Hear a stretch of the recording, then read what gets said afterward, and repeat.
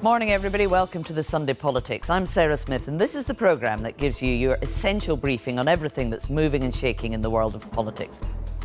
After all the waiting, we are finally going to hear the Prime Minister's vision for Britain's future relationship with the EU, but not for another couple of weeks. We'll still take a look at what she might say.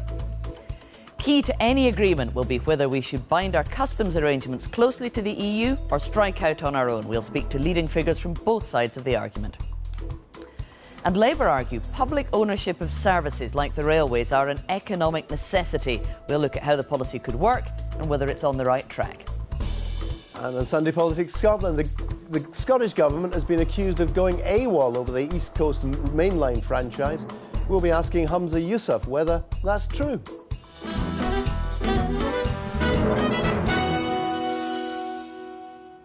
So who needs the Winter Olympics when there are plenty of thrills, spills and potential wipeouts in the world of Westminster? And with me today we've got three experts who may very well go off-piste. Tom Newton-Dunn from The Sun, The Guardian, Zoe Williams and Ian Martin from The Times. So we hear today that Theresa May will finally be giving her version of a Brexit deal in the next few weeks. The news follows Mrs May holding two Brexit cabinet meetings this week in an attempt to thrash out the government's negotiating position. If reports are to be believed, not very much was decided. So now there's going to have to be a team-building session at the Prime Minister's country residence Chequers. Maybe a few trust-building exercises will be in order. At the moment, however, we're none the wiser. And the EU's chief negotiator, Michel Barnier, seems less than impressed. To start the week, the EU chief negotiator, Michel Barnier, made a trip to Downing Street with Brexit Secretary David Davis. The British government wants, Mr Barnier. Pleasantries with the PM, but his warning was clear. Time has come to make choice. All week the question was, are the Cabinet running away from making tough decisions on Brexit? As America woke up, the President took a pop at the National Health Service on Twitter. But was it all fake news? The Health Secretary hit back. Transport Secretary Chris Grayling told the Commons that yet again the East Coast mainline franchise had failed, with renationalisation an option. While tensions in the Conservative Party on Brexit were on full display, one leading Tory Remainer did not hold back. 35 hard ideological Brexiteers who are not Tories. It's about time Theresa stood up to them and slung them out. On Tuesday, deeds and words. MPs celebrated 100 years since some women were given the vote. Westminster awash with suffragette colours, purple, green and white. Wednesday and Thursday, the Brexit War Cabinet settled in for crunch talks. They were meant to decide what the end state should look like. Breakthrough? Not yet. Also on Thursday, a leaked EU paper warned that the UK's single market access in the Brexit transition period could be revoked in the event of a dispute. Discourteous? The Brexit Secretary thought so. It's not in good faith, and we think it was unwise to publish that. The week ended as it began, with more warnings from Michel Barnier on Ireland, the customs union and continuing EU-UK disputes. If these disagreements persist, the transition is not a given. So at the end of a busy week, why not let off steam with a glass or two of Brexit juice? That's English sparkling wine to you and me, at the annual Conservative fundraiser, the Black and White Ball. The highest bid of the night? £55,000 to spend a day with the PM. We couldn't afford to get her onto this programme, but instead we'll talk to our panel of inside experts to find out what's going on behind the headlines. Ian Martin, so by now we thought we would know a lot more about the government's final negotiating position on Brexit. We had these two Brexit subcommittee meetings this week. They were meant to have come to a conclusion, I thought. Are we any further forward? No. I mean, it's just about possible that this is some very cunning Baldrick-style plan to make Britain look as confused as possible, so as a double bluff. It's a very, very cunning plan. It's very cunning, but I think the chances of that being the case are highly unlikely. No, it seems that the meetings happened, there was discussion, the Prime Minister did not express an opinion, the Prime Minister was more interested in secrecy and in the fear of a leak, but it doesn't seem as though there was very much to leak anyway, because there wasn't a decision. I mean, actually, the UK is closer to a position than people sort of commonly understand, definitely out of the single market. But on this crucial question of the customs union or a customs agreement after, there is still no decision taken. And I think the feeling at Westminster, people on both sides of the argument, really just seems to be, will someone just decide, make the case, and then get stuck into the talks, which, let's remember, are supposed to begin in about 6 or 7 weeks' time. And this Brexit subcommittee, Zoe, is really carefully split between Brexiteers and Remainers, and the Prime Minister sits in the middle of it, as we understand, not really expressing a view. I mean, that's put together for very careful political reasons, but it can't continue, can it? This is it, is that I think the presentation at the moment is that they can't come to a decision because they're sort of they kind of haven't done their homework, or, you know, a student essay crisis style presentation. And in some cases, like David Davis, you can imagine that being true. But the main reason they can't come to a decision is because they're in implacable deadlock. And they can't have it, you know, there is no compromise between in the customs union or not in the customs union. One side has to vanquish the other. And it does remind me of Solomon in a way. You know, the Remainers really think it would be economic suicide to leave the customs union, but they're also really aware that this deadlock is completely grinding government to a halt. So it's a kind of national duty pulling them in two directions. They're ultimately, I think, going to be the ones who say, no, I don't want to cut the baby in half, you have the baby. And at some point, it's going to have to go to the country because it's a stupid idea to cut a baby in half. But Tom, what's the danger for the Prime Minister if she does finally come down on one side or another, make a decision and have to start making the case for the type of Brexit that she's advocating? Well, she, A, will do that, and B, the danger is huge. I mean, she will have to get off the perch at some stage. And we've been sitting in these very chairs for 20 months now saying the Prime Minister is going to have to choose one day between prioritising, you know, market access and prioritising sovereignty. That is just the simple case. And you may well get a bit of both out of the EU, but you're going to get more of one or more of the other. So, you know, she will make that choice. I think, actually, interestingly, there is a lot of movement going on under the surface, which, I mean, Ian's absolutely right. Number 10 are desperate not to show us any of the machinations of it because they want to present a nice, finished, complete article. And it's this. There is some sense of consensus growing now within the Brexit Committee, I'm told, not to in any way sign up to any form of customs union, but to sign up, very interestingly, to some form of semi-single market alignment. So aligning with all the single market rules on manufactured goods is what I'm told that they're beginning to agree to do, which they feel they should do anyway, because British companies will just go ahead and stand by all the EU regulations, because that's exactly what they want to continue to sell into the EU. Now, there are some members of the Brexit Committee who are still very, very opposed to this. Boris Johnson is the main one. So if they do agree to align very heavily on manufactured goods, but not align, for example, on services, in other words, they choose what to cherry pick and can agree what to cherry pick, all this, of course, could fall apart when it hits the 27. But if they choose what they want to align on, Boris Johnson then has to make a decision himself, and also potentially Liam Fox, and that is a huge moment of danger. We could potentially, still probably less likely than more, but potentially we could see some cabinet resignations, and I put Boris Johnson at the head of it in 2 or 3 weeks' time. But that is the root of the potential compromise, because on services there isn't really, on most services or financial services, there isn't really a functioning single market. The question is really going to come down to manufactured goods. Now, on that, a lot of the regulations really have their origin in global standards, something like the car industry. So is Boris Johnson really going to find himself in a position where he is going to die in a ditch over trying to make the UK diverge from globally set standards on carburettors. The thing is, it would you be an say interesting that. position if he does. You say that, and it does sound ridiculous, but it also sounds like exactly the kind of thing he would do. Well, he might be looking for an excuse to resign over carburettors. good Okay, That's well, why- we're going to come back to this later in the programme. But as it is still not clear what the government wants its final relationship with the EU to look like, we thought we would try and help out by looking in detail at that key dilemma when it comes to working out a customs arrangement. Should we hug the EU close or break out on our own? So we've lined up two politicians from either side of the argument, and for a change, they'll be asking the questions, not me. So I'm joined by the soon-to-be former Conservative MEP and leading figure in the Leave campaign, Daniel Hannan, and by the former Labour frontbencher and supporter of Open Britain, Seema Malhotra. A little earlier this morning, we tossed a coin to see who would start. Daniel Hannan won, and he agreed that he would go first. So here he is with his thoughts on what our end relationship should be. 90% of the world's economic growth over the next 15 years will come from outside the European Union. Britain is a maritime nation, linked to the world's fastest growing economies by language and law, culture and kinship. But we can't sign trade deals with them, not while we're in the EU's customs union.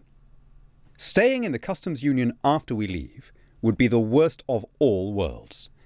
It would give Brussels 100% control of our trade policy, with 0% input from us. In order to take advantage of Brexit, we need to set our own regulations. Sometimes, for reasons of economies of scale, we might want to match what the EU is doing. If we do want to keep elements of the single market, though, it must be through agreement and on a case-by-case basis. In 1980, the states now in the European Union accounted for 30% of the world's GDP. Today that figure is 15% and falling. Britain needs to raise its eyes. Our future's bright. Our future's global. Well, Seema and Dan are both with me now. And just to explain the rules, Seema has 5 minutes to interrogate Dan. She can only ask questions, and Dan can only give answers. He can't ask questions back. So, Seema, your 5 minutes starts now.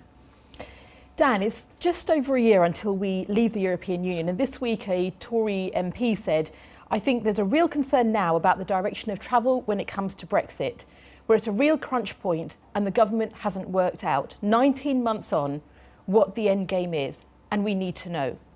That's pretty clear, isn't it? And you and others said that Brexit was going to be easy. So why is this the case? Well, nothing worth doing is ever easy. It's worth doing, and in a few years' time we'll look back and wonder why it took us so long. But I don't accept that the government hasn't made its position clear. The government made its position clear first in Theresa May's Lancaster House speech, then in a series of white papers or position papers that have been produced since. We want to have, as she keeps saying, control of our laws, of our taxes, of our borders. But within that, we want to have the closest possible relationship with the rest of the EU, compatible with being a sovereign country. We want to be its best friend and closest ally. And that will mean that in some areas we do align with the EU as a friend and ally, but it means that we'll do so on our own terms. But things aren't going according to plan, are they? And you and others said that we would be keeping key agencies. David Davis said that we would keep agencies. Then he said that he hoped we'd keep them. And now they're leaving. The European Medicines Agency is heading for Amsterdam. The European Banking Agency will go to Paris. That's 2,000 highly skilled jobs being lost from the capital. Isn't this a high price that we're paying for this uncertainty? If you're that fixated on 2,000 Eurocrats' jobs and you've nothing to say about the 500,000 jobs that have been created over the same period, then I think, Seema, there's something wrong with your sense of priorities. All of the predictions we had about job losses during the referendum campaign turned out to be nonsense. Instead of losing 500,000, we've gained 500,000. Since then, more people are working than ever before. And no, I never claimed that we'd be keeping these Euro agencies in the UK. Of course, if you leave the EU, you leave these regulatory agencies and you no longer have them on your soil. And the flip side of that is that we're in a position to make our own regulations to suit our own conditions and You are needs. calling these agencies Eurocrats. These are people who are helping us with key parts of our economy, key sectors that are important for our economy as a whole, scientists, those who are experts in finance and other sectors. Now, I agree that Britain could trade more with the world, and we need to. But the evidence from leaks from the government this week show the impact of free trade deals around the world will in no way compensate for the loss of trade with the EU which a hard Brexit would do to the UK. Now, if you don't believe me, you can listen to the words of the Prime Minister, who said during the referendum, we export more to Ireland than we do to China, twice as much to Belgium as we do to India. It is not realistic to think we could just replace European trade with these new markets. Now, we export more to Ireland than to the whole of China. That is our problem. That is precisely our problem. Which of those two is the better long-term growth prospect? Don't you agree that there is going to be an impact on British businesses and families, even for the short term? And isn't it important that you raise that risk and share that risk with the British people? Obviously, what we want is to have free and frictionless trade with the EU and the freedom to make trade deals further afield. The EU doesn't have any trade deal in place with the US, which is the world's largest economy, with China, which is its second largest, with fast-growing economies like India, with old friends like Australia. The idea that we can't do better as a free-trading maritime country, making our own trade deals and bringing benefits to people in this country, I just think is incredibly defeatist. And are we really saying that it's a good future for us to be selling more to Ireland with 5 million people than to China with more than 1 billion? I mean, that seems to me quite an unambitious vision of our future. Study after study, Dan, and you will know this when you do your research, that shows that the proximity that we have to nations goes a long way to determining our economic links. That's the case not just for us, but for countries around the world. Now, of course, we could do more. We actually have a trade surplus with the United States of America already. And in fact, the government had an export strategy. I've argued for more to be done. I've talked to people, investors from other countries, who have said that they want to come and do more in the UK. But the point is that part of the reason they do that is because we've got access, and they have access, to the European market of 500 million people in order to sell those goods too. What do you say to the genuine concerns from Nissan, from Honda, now even the Japanese ambassador, talking about a challenge to the profitability of those companies in the UK and the threat that they may have to leave those operations and go elsewhere? Well, they made those threats during the referendum, and after the vote was in, when they knew we were leaving, they confirmed that they were not only staying here, but that Nissan was substantially increasing its productivity and its activity in the UK. So I think you should look at what they're doing rather than what they're now saying. But this idea that we are defined by our geography is a very old-fashioned kind of 19th or 18th century way of looking at trade. In the modern age, when we have very low freight costs, we have the internet, we have cheap flights, geographical proximity has never mattered less, and we are linked by language and law, by culture, by legal systems, accountancy systems, to the fastest growing economies in the planet. That's where we need to be. Time's up, I'm afraid. You've had your 5 minutes. We have to be strict with the rules. I want to nip in though and ask you, Dan, I mean, you've set out your vision for how you would like to see our future relationship with the EU. How confident are you that the Prime Minister is going to outline a clear vision soon and that it will align with yours? Well, she's outlined the broad principles already, and then they were given quite... They have been fleshed out on issues like how to make the Irish border work, how to make the facilitation of customs work. I mean, this thing that nobody has explained what we can do in terms of customs isn't true. The government produced a quite lengthy paper talking about how we can do things like expand the Common Transit Convention, authorise more local economic operators. It's worth noting that both the head of HMRC here and his equivalent in the Republic of Ireland have said that there is no need for a customs border, that companies can make their customs declarations in the way that they make their tax declarations. So I'm just struck by all the people who said listen to the experts during the campaign, now emphatically choosing not to listen to the experts when they say that they don't need a hard border in Ireland. OK, Dan, thanks for that. Now it's the turn of Seema to be grilled, but first, here's her thoughts on how our future relationship with the EU should look. I respect the result of the referendum, and now the task is to move forward in a way that addresses the reasons people voted to leave and protects jobs and the economy. 43% of all of our trade is done with the European Union. Staying inside the customs union gives us tariff-free trade access to our main EU partners. Issues surrounding immigration and sovereignty can be addressed while staying in the customs union and the single market, but on terms that we negotiate. We can also then trade freely with countries the EU has deals with, deals that we have helped negotiate. And staying in the customs union is key to a solution on Ireland. Our select committee found that it is not clear how we can avoid a hard border if we leave the customs union. I agree we need reform and greater controls on the freedom of movement. But people didn't vote to become poorer. So let's leave the European Union in a way that puts the prosperity of families and businesses first. So, as before, Dan, you now have 5 minutes to question Seema. Seema, 2 weeks ago, Jeremy Corbyn said that he was against staying in the customs union because, quote, it's protectionist against developing countries. Do you agree?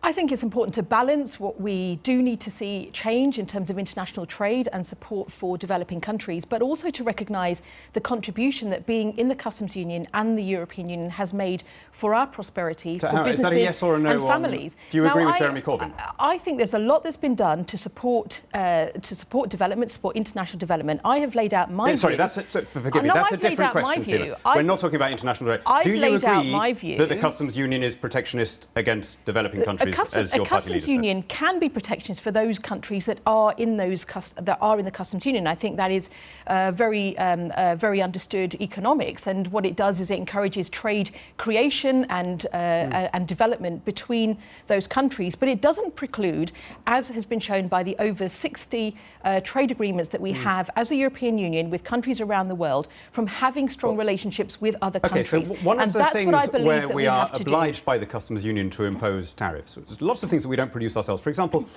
we have to impose tariffs on oranges. Now, in your constituency and in mine, there are not very many commercial orange plantations. Do you think it's a reasonable thing that to protect Mediterranean orange growers, we should be discriminating against producers in Africa, in the Americas, in developing countries, at a cost to our own consumers? Well, I believe what you can do is negotiate across the world in terms of how you encourage greater free trade and greater ways in which we can trade with different nations. And that's what we also do already. And we've had an enormous track record of investing and supporting farmers in Africa. On that point, you're saying that we're going to leave the EU but stay in the customs union. How will we have any influence? That means that we're giving Brussels total control of what our trade policy is, but we're no longer EU members, so we have no input ourselves. Almost 50% of our trade is with the European Union. Over 70% of the companies that export to the European Union, over 70% of companies that export to the European Union, that's jobs that your constituents and my constituents will be dependent on. Over 90% of that being small and medium-sized enterprises. They look to the relationship that we have. I'm not having much joy getting answers to the questions. Let me have another go here, because you're going off on a tangent. I'm not going on a tangent. Let me have another go. What I am saying is we can do both, and that is what we should be doing. So we can do. So you think that leaving the EU but staying in the customs union, so that Brussels controls 100% of our trade, but we have zero input because we're no longer... You think that somehow gives us more influence in world trade than taking our own voice and our own vote in the World Trade Organization and being able to do our own deals? Is that what you're saying? You know what is interesting is when you talk about the WTO and WTO rules, Dan, if you look at the government's own analysis, which was an average of other studies, it shows that even in the southeast, if there is a withdrawal based on I'm going to have one more Brexit, go trying to get an answer here, there would be 5% cut you're of telling me GDP lots in and your lots of interesting things that are not what and I'm asking. 16% of the northeast. This country will be poorer. The highest tariffs imposed by the common external tariff, the customs union, are on the items that most negatively impact people on low incomes, particularly food, clothing and footwear. People on low incomes pay a proportionately higher chunk of their weekly budgets on these commodities, these basic things. They're the most badly hit. So we are clobbering poor people in this country in order to hurt developing nations. How can you, as a progressive politician with a proud history of standing up for people who are underprivileged, now stand there and defend a system that forces us to give more to wealthy French farmers than to poor African farmers, and that forces the highest bills to be paid by the lowest income people in Britain? Well, I'm going to fundamentally disagree with you, and that won't surprise you, because I do believe that being a member of the European Union has been fundamental for our prosperity, for families and businesses. And what you fail to highlight are numerous studies that show that British families are already hundreds of pounds worse off as a result of us having had the referendum and now the uncertainty that has followed. People have already suffered. You will know this. That's still not an answer. You will know this. With higher prices and wages that have not grown. And it is Conservative MPs that have raised this in the House of Commons, Dan. You should have a look. The countries that are closest to the EU economically, the countries that have opted to parallel or join the single market, the EFTA countries, Norway, Iceland, Switzerland, Liechtenstein, none of them is remotely interested in joining the customs union. Why do you think that is? They have separate arrangements. They have arrangements with each other, but they also have ways in which they resolved disputes. And it's like a mini European Union in the way that they work together. Now, I believe that we could consider being and approaching the EEA EFTA countries to see whether that would be an arrangement that could work for Britain, potentially alongside some of the potentially alongside how we negotiate being in the customs union, fundamental for peace in Northern Ireland and the Good Friday Agreement. It's not just me saying that, it's the Irish government, it's the head of the Irish police, and it's the Irish people. We'll need to leave it there because time is up. Thank you very much, Dan, for the questions. What you're advocating, Seema, is not Labour Party policy staying in the customs union. Do you believe you'll change Jeremy Corbyn's mind about this and get him to agree with you? Well, I believe there is a debate. You know there's a debate going on in the Labour Party, and that is not to be, not unexpected, because as the situation changes, as new facts come to light, as we have to consider what life is going to be like with the end state post the transition, we will have that debate. Now, it's certainly the case that the range of views across the Labour Party are far less in terms of the spectrum than what's going on in the Conservative Party. And the fundamental issue is that we have a Prime Minister and a Cabinet that absolutely have no idea about an end state. They failed to reach any sort of agreement after 2 days of an away this week. And I think it is embarrassing for us as a nation that 19 months on after the referendum, we are in such disarray. OK, well, Seema, Dan, thank you both very much for coming in and asking the questions. And for those of you in the south of England, you'll be lucky enough to see more of Dan Hannan as he'll be appearing in the Sunday Politics South in just over 10 minutes' time. And you can find more Brexit analysis and explanation on the BBC website at bbc.co.uk/Brexit. Now, the recent collapse of Carillion and the ending of the East Coast Rail franchise early has emboldened the Labour Party to push its agenda for renationalising key services such as rail, water and energy. But that's not all. The party is also looking into supporting local economies by helping councils do things like bring more services in-house, using small local businesses where possible, and helping people set up small-scale energy companies. So is this plan workable, and can it help Labour shed the image that more state control will lead to inefficiency and a lack of innovation? Elizabeth Glinka has travelled to Preston, a Labour council the party are championing as a model for the future, to find out more.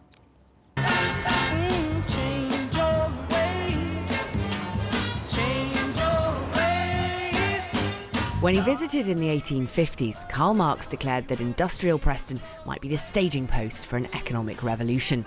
Well, it's taken 160 years, but he may have been onto something. Right Honourable John McDonnell MP. Preston described in the press as a pilgrimage for London folk. The Shadow Chancellor just dropping in this week to heap praise on Preston's new locally focused economic plan. And nowhere is that plan more visible than at the city's trendy undercover market, as traders rush to finish their new stalls ahead of next week's reopening. The so-called Preston model borrows heavily from similar schemes in the American Rust Belt. It extols the virtues of keeping more services in-house using worker-led cooperatives. And when it comes to big contracts like the redevelopment of this beautiful Victorian market, well, they go not to the overextended big boys like Carillion, but to smaller local firms, keeping the money in the area. Everything's gonna be okay. The man credited with masterminding the Preston model is Matt Brown, a local boy motivated by what he saw as the continued decline of a once great city. We've come to the conclusion that to fight back, we've got to do it ourselves. We can't be dependent on either central government who's cutting back on money or big corporations that aren't rooted in our community. All the public sector pretty much is buying locally from local suppliers. We're looking to form cooperatives. We're selling our own energy in partnership with other councils, and the pension funds investing locally. These alternatives are all around the globe now, in American cities like New York, Cleveland, Barcelona. I think people are waking up to the fact we've got an economy that just works for the top 1% of people, and the rest of us, we're just basically fighting for the scraps. Under the Preston model, the City Council has spent an additional £4 million locally since 2012. It's also persuaded what it calls the other anchor institutions, like universities and hospitals, to redirect their spending towards local suppliers. And it's not just Preston. A number of other Labour authorities are trying something new. We've got local councils now who have set up energy companies providing cheap alternative renewable energy. We've got others now who are running bus networks. In some ways it's going back to the municipalisation of the 19th century, and that was done not just by Labour, it was done by Liberals and even Conservative administrations as well. It's a way of getting best value for money as well as having democratic control of your services. Your critics might say this is a bit of cuddly cooperative window dressing for an agenda which long term is about mass renationalisation, which you think maybe the public wouldn't be so keen on. How sceptical people could be. No, I'm a socialist. I believe that we should share our wealth. So here we have councillors going out to get elected, and then when they get elected they say we're going to use our council resources locally, and in that way we can benefit local people. So is it back to the future? It was revealed this week that the government may be on the brink of renationalising the East Coast Main Line. Labour's front bench has been clear about its aspiration to renationalise not just rail, but energy, the post office and even water. This weekend, the party held a conference to discuss the expansion of the Preston model, but others remain less convinced by its wisdom. This idea is very, very popular nowadays, both on the political right, people like Trump are promoting it, and on the political left. But really it's just a failure to understand the benefits of trade. The idea that you can enrich yourself with a border. So I draw a line around an area, and somehow that will make us better off, is magical thinking. How you become better off is through becoming more productive. These ideas that are tricks for becoming richer, that involve boundaries. It's an abiding fantasy, but it is a fantasy. Well, the doubters may doubt, but in a post-Carillion world, Labour is convinced public opinion is pulling in its direction. That looks quite heavy. Well, to help us all understand more about Labour's plans, I'm joined by Labour's Shadow Transport Secretary, Andrew McDonald, who's in Newcastle. Good morning. Thanks for joining us. Good morning. John McDonnell says that the plans to renationalise energy, water, rail would cost absolutely nothing. Now, that sounds too good to be true. Explain to us how that could work.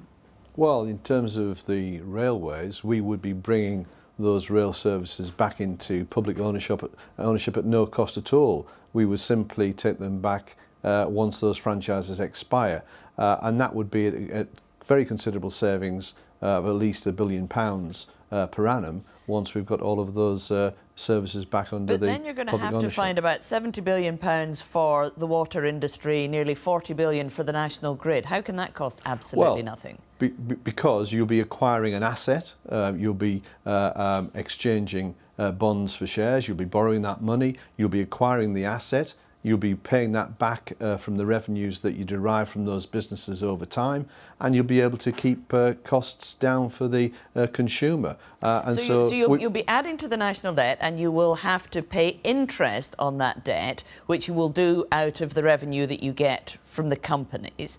But you also say that this is going to cost less for consumers, that bills are going to come down. It's going to be one or the other, isn't it? Well, no, not if you've got £13.5 billion of the dividends paid out. If you can run things on a not-for-profit basis, then it can ensure that customers can get the best possible returns. Oh, well, not-for-profit might be good for customers, but that doesn't sound very good for paying back the interest on the loans that you took out in order to buy the organisations in the first place. We've heard John McDonnell express the analogy about having a mortgage over a property. You've acquired the asset, you've got the income derived from renting it out, it pays for the asset, and you've still got it. So it makes consummate sense to hold those assets and make them work for the benefit of our citizens, rather than for the benefit of shareholders. That everybody can understand. That's a good one. If interest rates rise after you've bought that house and you're renting it out, it's very possible that your costs could rise above what you're deriving from the rental income. We know that interest rates are on the way up. The Bank of England have told us that. There's every possibility, isn't there, that the interest you'll be paying to have acquired these organisations won't cover, the profits simply won't cover the costs. Well, it's no different to the position now. If water companies or energy companies are financed, they've got those structures in place, the rate of interest that they pay on their financing is passed through to the consumer ultimately. Well, so I'll tell you how it's different now, because under your system that would be passed to the taxpayer, presumably. If any of these industries were to start making a loss, you weren't generating the money that you needed, Who picks up the tab for that? Well, have they made a loss since they were privatised? They haven't. They've made very great profits for a whole range of why energy and water Stagecoach given up the East Coast companies. franchise? It's because they've lost £200 million. Well, if you want to talk about the East Coast franchise, that actually just shows how the franchising system is completely and utterly flawed and should be abandoned. And this But if the government-run East Coast Line lost £200 million, who would be on the hook for that money? Well, the taxpayer? Hang on, sir.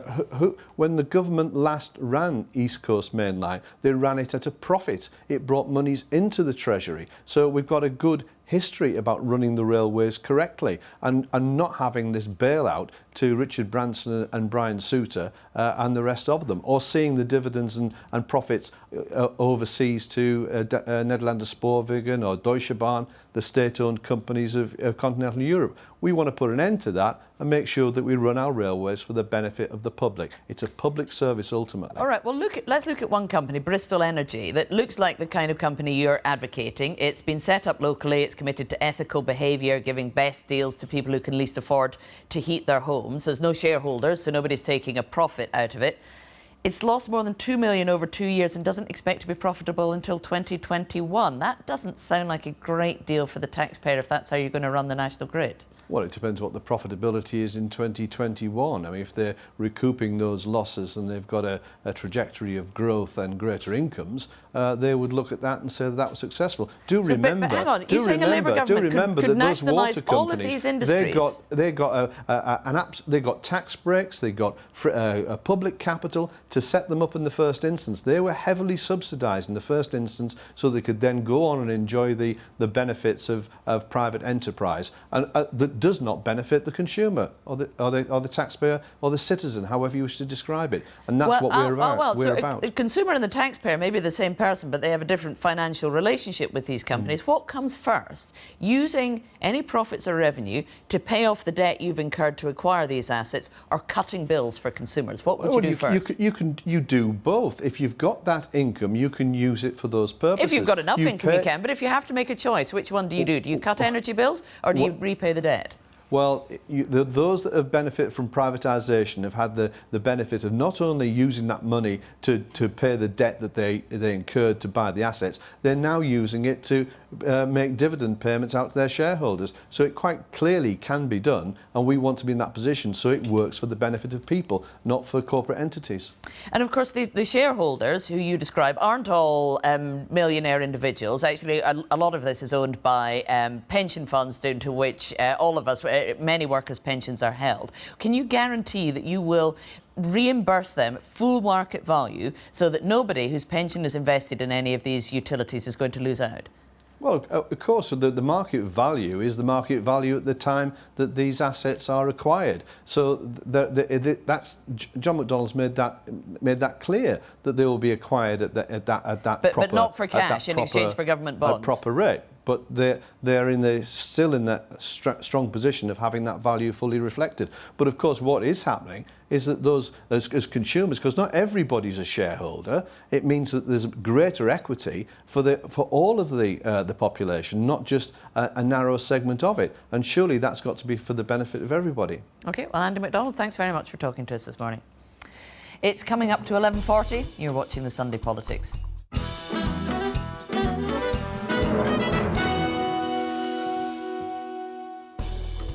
Good morning and welcome to Sunday Politics Scotland. Coming up on the programme, Lord Adonis has accused the Scottish Government of going AWOL over Stagecoach's running of the East Coast Main Line. I'll be speaking to the Transport Secretary, Humza Yousaf. Has the resignation of Chief Constable Phil Gormley ended the questions about the management of Police Scotland? The former Justice Secretary, Kenny McCaskill, and the former SPE board member, Moy Ali, will be giving us their views.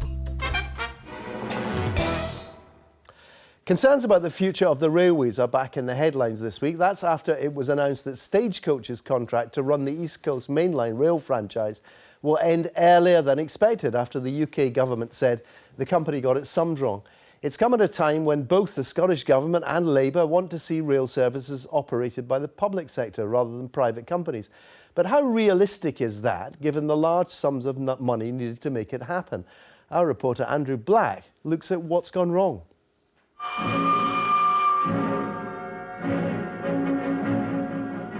great days of the railway. People say they're over. The facts say they're not. This was once the future. Not by a long way. 30 years ago, a vision was unveiled for a fast, reliable rail service run by the state. British Rail. We're getting there. But the vision didn't last, and a decade later, private companies began running trains. Well, if you look behind me, you can see the start of the East Coast Main Line, and this is where trains begin their journey here in Edinburgh down to London. And of course, services here have been run for many years under a private franchise agreement, but given recent events, might we be seeing a return to the past? Virgin and Scots company Stagecoach runs services on the East Coast Main Line, but maybe not for much longer. This week they said they could no longer deliver the contract. Now the UK government might have to take it over.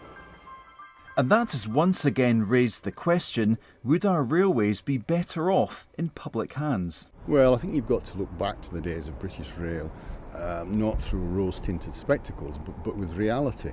Many plans they had for new trains, new lines, improved services were always held back by government not funding them. They lived hand to mouth, year to year. So if we were to go back to that, would there be priority again? Wouldn't education, wouldn't health be much higher priority in government spending?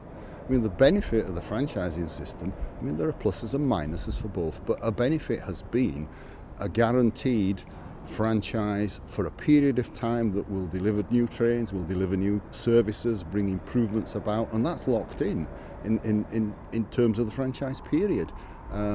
So, yeah, if the railway could enjoy the level of government funding that it has since privatisation, perhaps it would work. But would it? I doubt it. We've been here before. In 2009, National Express was running trains on the East Coast Main Line, but its contract hit the buffers and the UK government had to take over. So what went wrong with the current East Coast contract? The UK government said that was clear. The problem is very straightforward. Stagecoach got its numbers wrong, it overbid, and it is now paying a price. A lot has been said and written. Stagecoach admits it got its growth forecasts wrong, costing the company £200 million. But in a statement, its chief executive, Martin Griffiths, said a lot of what happened was out of our control. He added, "We've suffered from ongoing unreliability of the track and signalling that our trains use." This former Labour Transport Secretary says there must be a stiff penalty. Stagecoach and Virgin should both be banned from operating rail contracts because they've walked away from £2 billion worth of commitments they made to taxpayers across the United Kingdom. When National Express reneged on their contract for the East Coast Main Line in 2009, I banned them, as Secretary of State for Transport, from operating future rail services. They are no longer in the rail business. Some experts say the private model can work if it's improved. I think it's extremely important that we consider whether the franchisee should take the revenue risk, that is, whether the franchisee takes all the ticket income and then decides how much subsidy it needs or how much it can pay to the Treasury, or whether the public sector keeps the revenue, takes the revenue risk and simply pays the operator to operate the trains. And I think in that case also you reduce the risk to the bidding operators. You'll have more bids, you'll have lower costs. That said, the Scottish Government's considering a takeover of the troubled ScotRail franchise. As always, the question is, how much would it cost and can it be paid for?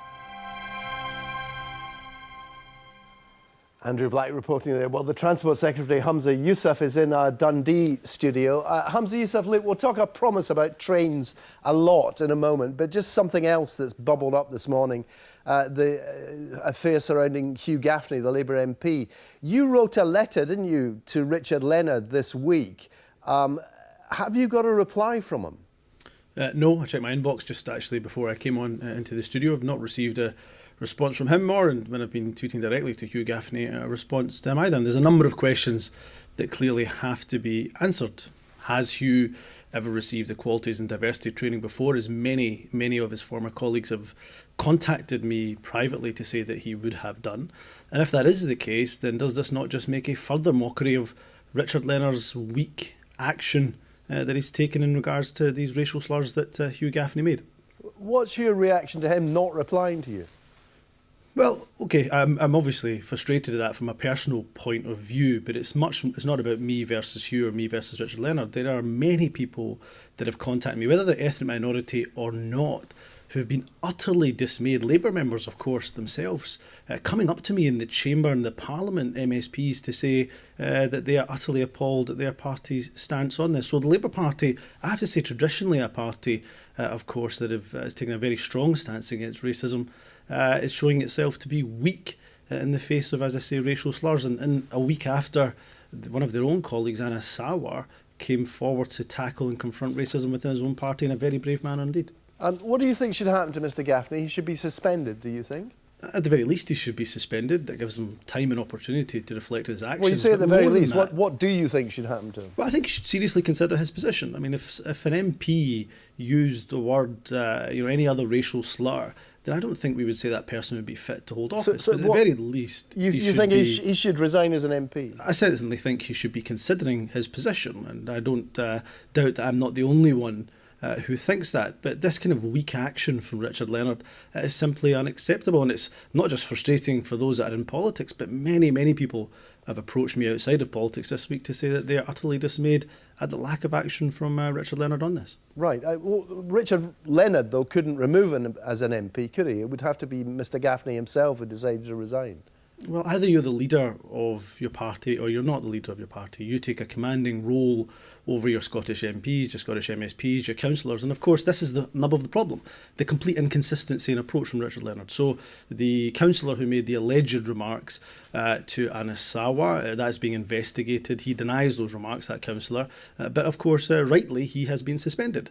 Hugh Gaffney admits making a racial slur, absolutely comparable to the remark that was made to Anas Sarwar, and yet all he gets is barely a tickle in the wrist.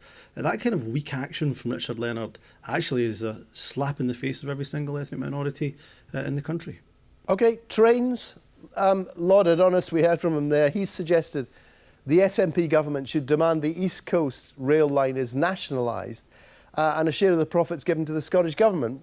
Will you make such a demand? Well, I spoke to the Secretary of State, Chris Grayling, earlier this week. Every option should be on the table. That includes, of course, the government running the contract as operator of last resort. And I've always said that the Scottish government should have more control over the East Coast franchise, West Coast and other cross-border services. So yes, absolutely the Scottish government should be involved in that discussion. Now, in fairness to the Secretary of State, he said the internal review over what went wrong is currently taking place, but he's not ruled out that option of the government taking over the contract. So just to be clear, are you in these talks with Mr Grayling arguing for taking the East Coast Line into public ownership and for the Scotland to have some of the revenues? Well, what I've said to him is that every option should be explored. My first and foremost absolute priority is to ensure there's no disruption to service, no diminution of the service, and the passengers enjoy continued service. Are you arguing for what Lord Adonis suggested? You just said sure, but that has got to be the number one priority. In terms of Lord Adonis, I think much of what he said, I don't agree with all of it at all, but much of what he said makes sense. The taxpayer was due £2 billion more. Is your favoured outcome from this what Lord Adonis is suggesting, which is take East Coast into public ownership and give Scotland a share of the profits? The UK government, this is their contract. It's ultimately for them to make a decision about what happens with this contract. But it's for you to argue for what you would want. And absolutely, one of the options that should be looked at is the operator of last resort. If, however, there can be the similar outcome through another method, then that shouldn't be discounted either. Okay. Now, an internal review by the UK government is taking place. I've been promised that once that review takes place, we will be told, as opposed to having to find out from the media, unfortunately, as I did, when we found out the perilous state of this contract. OK, Lord Adonis also suggests that Stagecoach and Virgin, given what's happened on the East Coast Line, should be banned from bidding on future rail contracts. Would you agree with them on that? Well, there's two things to say in relation to that. First of all, this is a UK government contract, and it's up to them to decide who gets banned or not. If you're asking about Scottish Government contracts, there's a couple of things to consider. One, is it legally possible? I've not heard from procurement officials about whether or not that is legally possible within the procurement legislation. Would you be happy? Put it this way: would you be happy if Stagecoach made in the future a bid to run ScotRail? We'd have to take it, of course, on each case-by-case basis on its merits. Can I make the point that I've got no loyalty whatsoever to Stagecoach, nor do I have any sympathy to them? They should be punished. That punishment should be meted out to them. The First Minister was very clear at First Minister's questions. They've got very, very serious questions to answer. But clearly we have procurement regulations, laws, legislation that we must follow, and therefore we will follow that. Okay. But clearly this doesn't put Stagecoach in a very good light whatsoever. ScotRail, you have said in the past, in fact, I think I remember speaking in this programme last year in which you said you wanted to prepare a public sector bid for ScotRail. Have you actually done anything about this?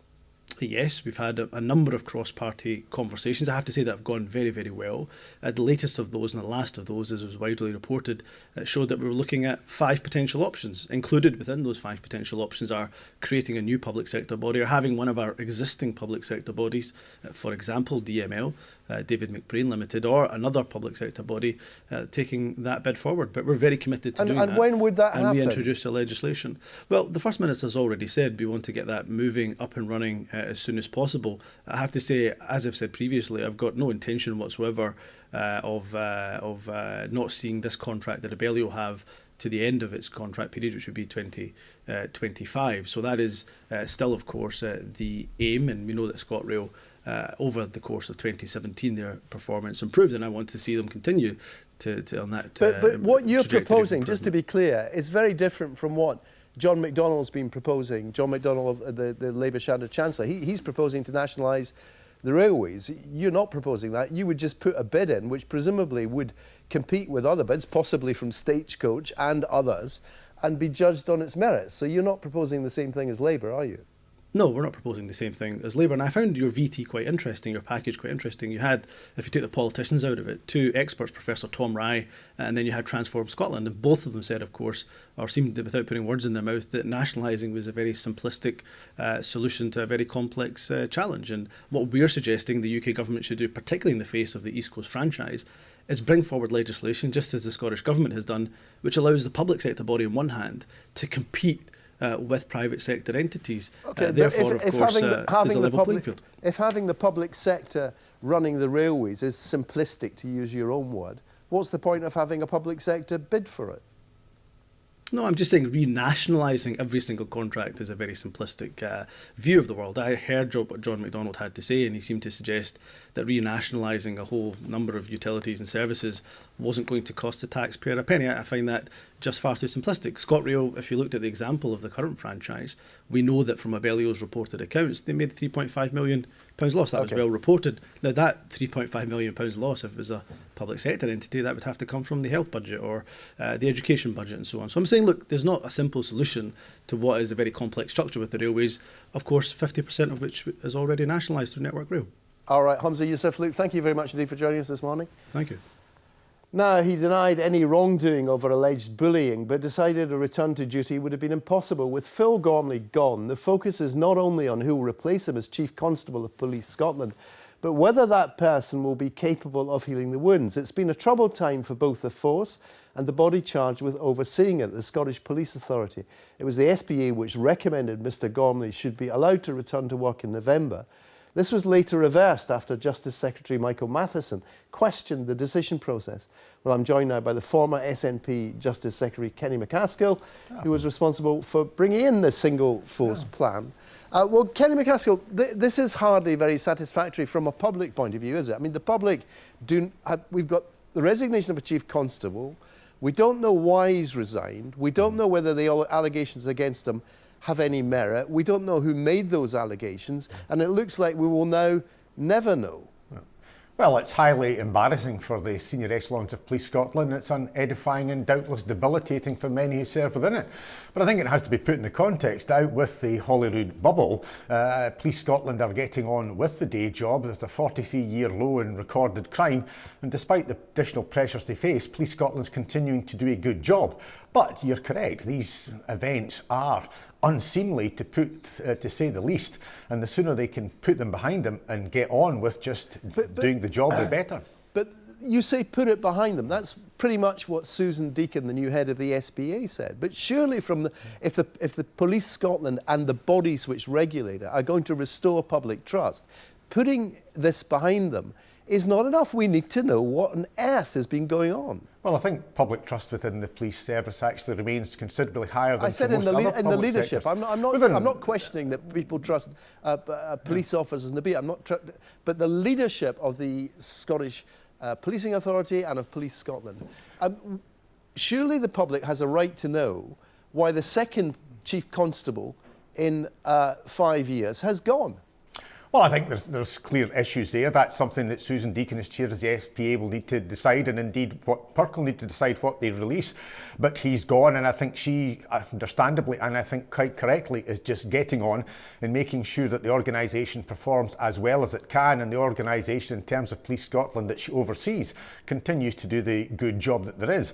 I do think you're right. There are some aspects that probably, for clarity, should be exposed. There's a parliamentary committee that exists to oversee this, and they can doubtless drill into it. But I think at the end of the day, what Police Scotland really needs is some stability at the top. They've got that now with Susan Deakin in at SPA, and I think that's a good thing. See, you say stability, but to many people watching this just looks like them being the people who run things, telling us as usual, look, move along, there's nothing to see here, it's none of your business, we'll sort it out and it'll all be fine. And surely in a policing system in the early 21st century, that's just not good enough. Well, you can't stop the Chief Constable resigning. I personally think it's long overdue and it was the right thing to do, but he's now chosen to go. And equally, there comes a time where the effort and resources of Susan Deakin have to decide whether they go into raking over old sores, or indeed in getting on and making the organisation as good as it can be. I think there's a role for both. I think there has to be some investigation and clarity, and there's issues there that have to be looked at. But as soon as Mr Gormley decided that he was the issue, which he was, and that he's gone, he also seeks to be a contracted employee, and there's little that can be done. Why do you seem to suggest there that you were not only pleased he's gone, but he should have gone earlier? Why? Well, I think he was becoming the issue. It was quite clear it wasn't just one complaint, it was many complaints. I also personally think that Mr Gormley brought in a style that was wrong, and even if no wrongdoing was ever found, and I tend to think that he is a policeman of great service elsewhere, but I think his management style didn't fit, and how he was running Police Scotland was wrong. I think it was very dictatorial. I think it was top down. I think he was humiliating staff in the presence of others. You wouldn't accept that in any walk of life, whether it's in the BBC, whether it's in the police service or anything else. He was humiliating staff in the presence of others. So are you saying the complainants were actually right? Well, at the end of the day, I think the complaints are neither here nor there. I think many of the complaints would be probably held to be lacking in substance or not to reach the threshold for a disciplinary action. I think Mr Gormley's failures was actually in how his management style was. It was a failure of style rather than perhaps particular actions. Hang on a minute. I mean, this just gets more opaque by the moment. I mean, you're saying that many of the complaints wouldn't have met the threshold, yet the guy's resigned.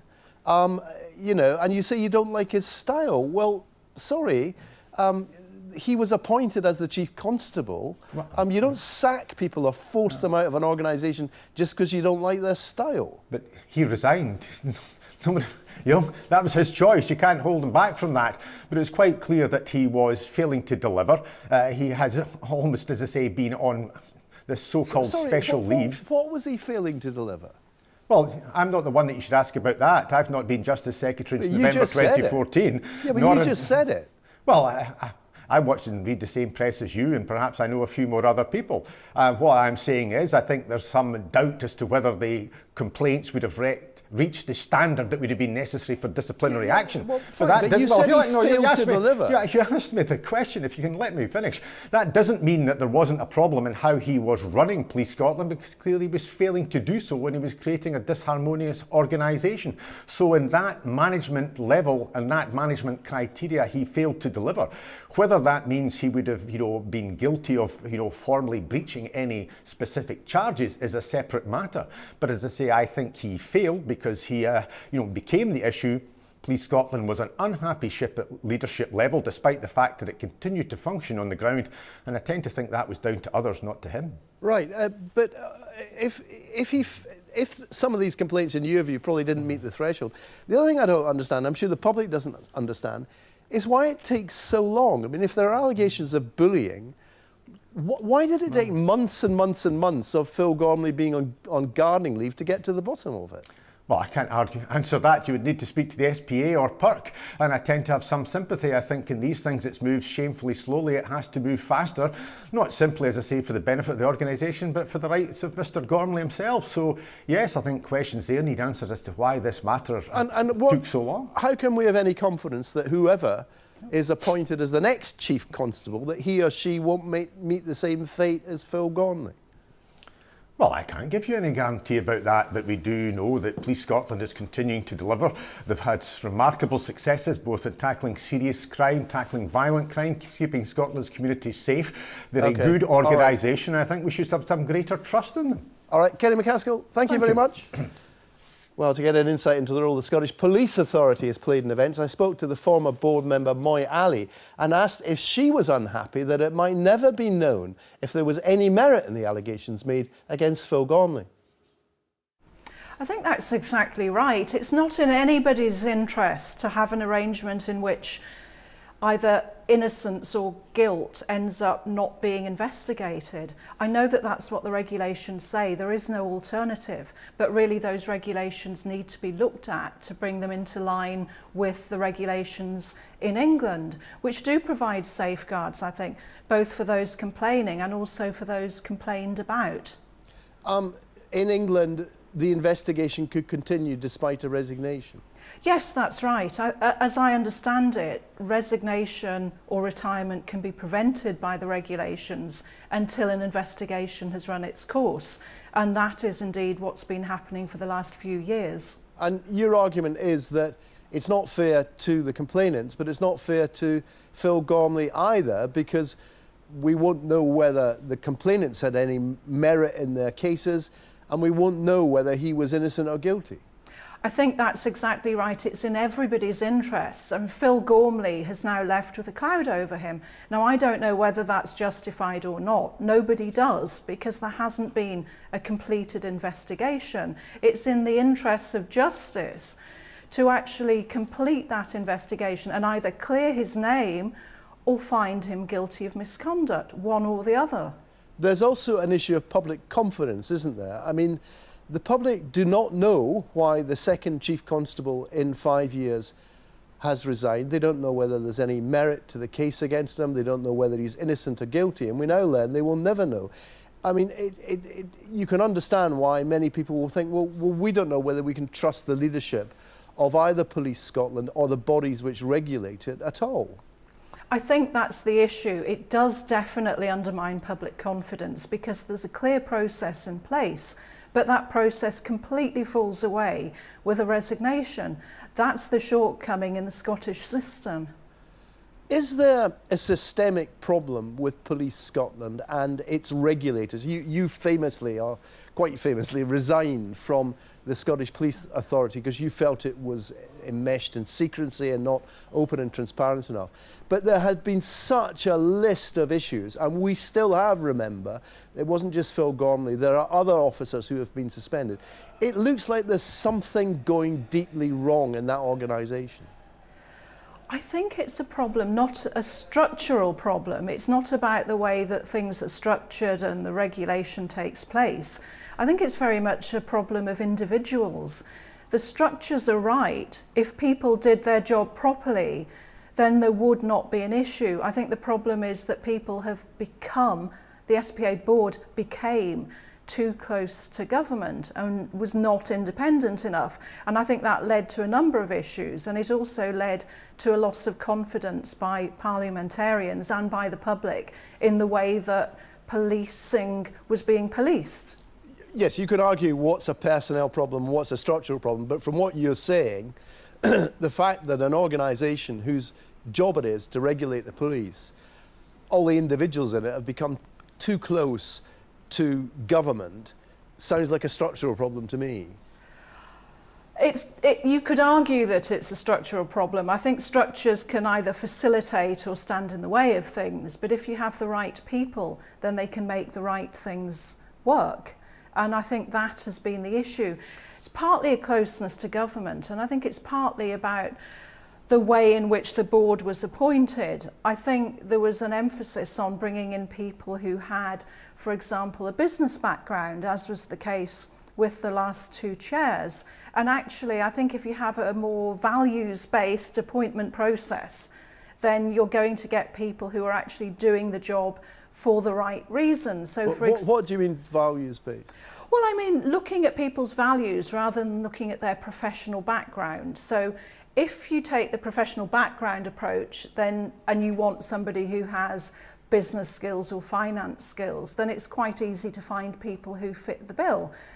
But if you decide to go down the route of looking for someone who has a commitment to policing, a commitment to serving communities, a commitment to openness and transparency, you might well appoint very different people. And I think that asking for evidence of a background in standing up, standing out, making a stand is all important, because actually if you had people who were willing to take a stand and do the job in the right way, then you would have a functioning board. And I think the shortcoming has been that the board has been a little bit too eager to please government and a little unwilling to make a stand over important things and to assert its independence. I think that's been one of the major shortcomings that's led us to where we are now. What changes would you like to see? I mean, we've talked about changing the system so that either people couldn't resign before investigations were finished or investigations could continue after they've resigned. You'd like to see more people with more individualism perhaps on the boards, but in the eyes of the public now, I don't mean the police force in general, I'm sure they do their job very well, but the leadership of police in Scotland, by which I don't mean just Police Scotland, but the SPA and all the other anagrams that surround it, is just a mess. I don't think it is a mess. I don't think the structure is wrong, and I think there are some very good people both in the SPA and in police leadership. So I think the issue is it's got into a mess and it needs to get itself out of that mess and get back to doing what it does. Well, it's time to look back on what's happened this week and what's coming up.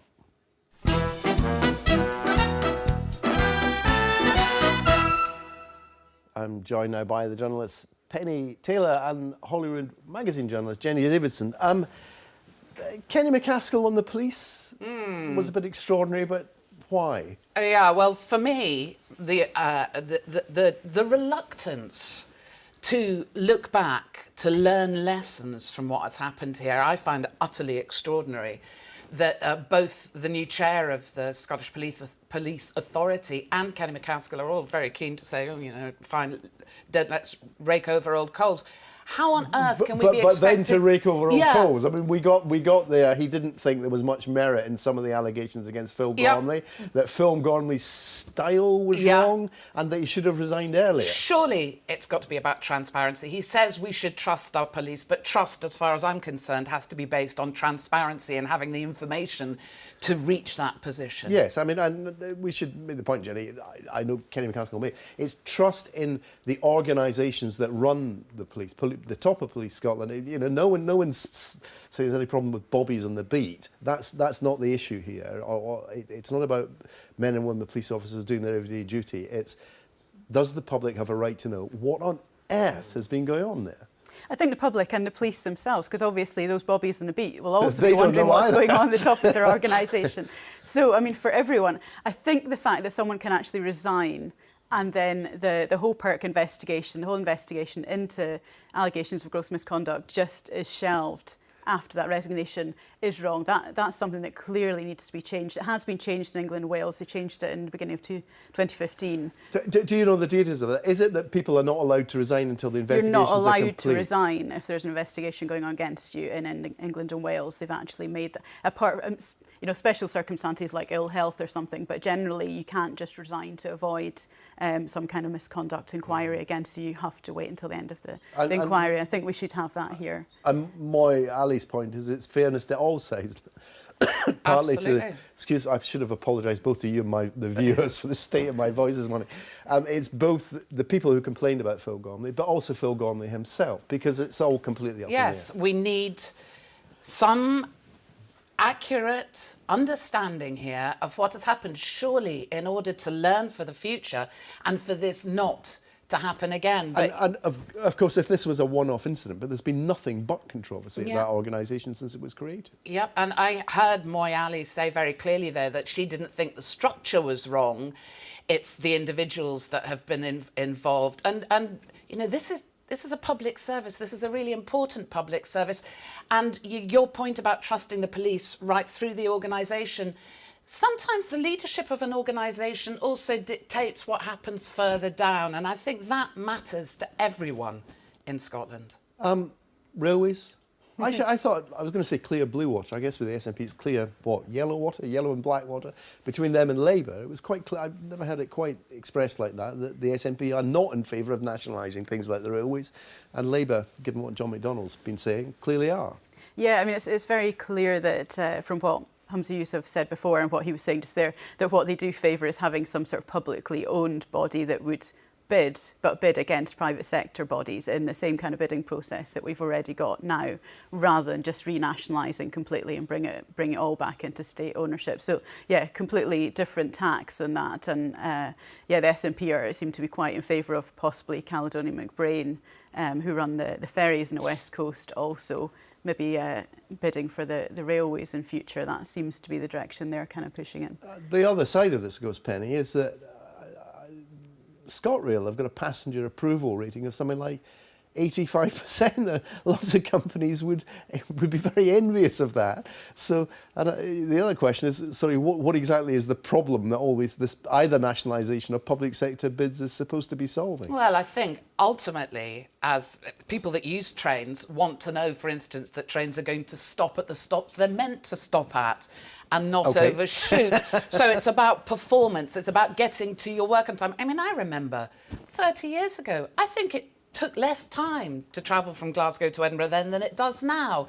Those are the things that matter to me. I'm less perhaps interested in who owns them, although I would want to know that the money that's spent on them means that we have an efficient train service. And for me, that's fundamental. Yes, I mean, the ownership thing, Jenny, isn't it, is clearly, that's the big political point Labour want to make, because they want to say, right, the profits.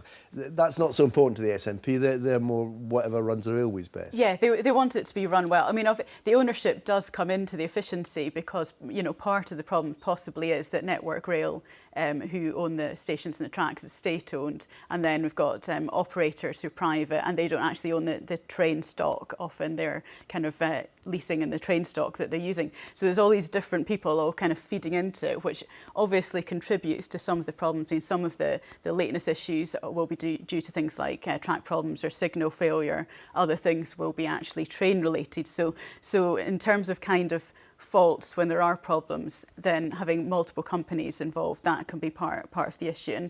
And while... Okay.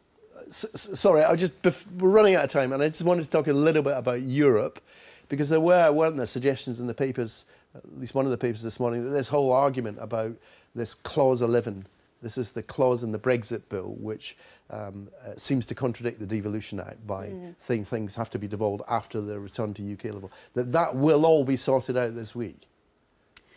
Yes, I suspect that that's a bit positive, or a bit optimistic rather. And we've still got a lot of issues. I mean, so far in all the Brexit thing, we're kind of seeing that, oh, there's no problem, and then it turns out there actually is a problem. Yeah, you know, I'll believe it when I see it, I think would be my view on that. Yeah, good luck with sorting that one out this week. It's what I would say in response to that question. Yeah, but I mean, the issue is, look, this clause of limit is only a sentence. Yeah. So all somebody needs to do is rewrite it and say, right, is that okay? Yeah. That's fine. And we've seen how easy that is in connection with any aspect of Brexit, haven't we, over the last couple of years nearly. So we should confidently expect this to rumble on. I would have thought. Yes? I think so. I mean, it's fairly fundamental to Scotland and the UK's relationship afterwards. It's a big deal. It's not just a change of sentence, I don't think. Well, I'll have to leave it there. Thank you both very much indeed. That's all from us this week. Parliament is in recess this week, so I'll be back at the same time in 2 weeks' time. Until then, goodbye.